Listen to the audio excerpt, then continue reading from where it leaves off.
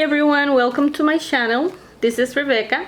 Today I want to share with you the projects that I made during the weekend in the Crop and Create Deliver event by Scrapbook and Cards Magazine.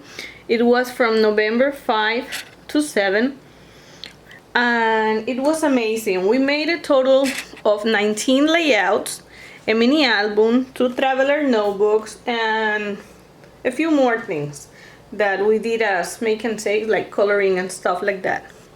And stay with me to see what you can expect from one of their events, okay?